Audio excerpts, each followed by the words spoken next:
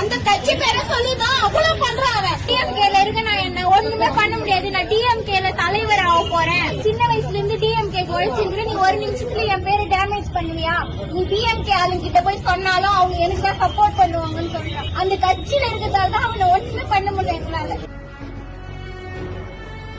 அரக்கோணம் அருகே கல்லூரி மாணவியை விரட்டி காதலிப்பதாக நடித்து ஏமாற்றி திருமணம் செய்து கொண்ட திமுக நிர்வாகி. மாதிரி தெய்வ செயல் டிஎம்கேல இளைஞர் அணி துணை அமைப்பாளரா இருக்காரு. அவர் சும்மா 20 வயசு பொண்ணுங்களை டார்கெட் பண்ணி லவ் டார்ச்சல் பண்ணி அவரை கல்யாணம் பண்ணிக்கணும்ன்றது அவரோட குறிக்கோள். 5 வருஷத்துக்கு ஒரு பொண்ணு ரொம்ப டார்ச்சல் பண்றது. இந்த டிஎம்கே கட்சியில இருக்கேன், நீ என்ன கல்யாணம் பண்ணிக்கணும், இல்லன்னா உங்க அப்பா அம்மாவை இது பண்ணு. எனக்கு யாருமே பேக்ரவுண்ட் சப்போர்ட்டே கிடையாது. அப்பா அம்மா மட்டும்தான், வேற யாருமே கிடையாது. தெரிஞ்சிட்டு உள்ள டெய்லி டார்ச்சல் பண்ணி என்ன வருக டைமா கல்யாணம் பண்ணாங்க. டெய்லி டார்ச்சல், செக்ஸ் டார்ச்சல் குட்டு இவங்கிட்ட போய் படு, இந்த மாதிரி அரசியல்வாதிக்கு இவங்க கூட போய் படு. ஒரு கட்டத்துல முடியல. இந்த விஷயம் கண்டி வெளில போச்சுன்னா உன்னையும் உன் குடும்பத்தையோ துண்டு துண்டா வெட்டிடுவேன். நீ வர வழியில கார் ஏத்தி உன்னை கொலை பண்றவன், என்கிட்ட கார் இருக்கு அப்படி இப்படின்னு என்னென்னமோ பேசி மிரட்டினாரு. எல்லா ஆடியோ ரெக்கார்டும் என்கிட்ட இருக்கு. தமிழகத்தில் எங்கெல்லாம் பாலியல் வன்கொடுமை அல்லது பெண்களுக்கு எதிரான குற்றங்கள் நடைபெறுகிறதோ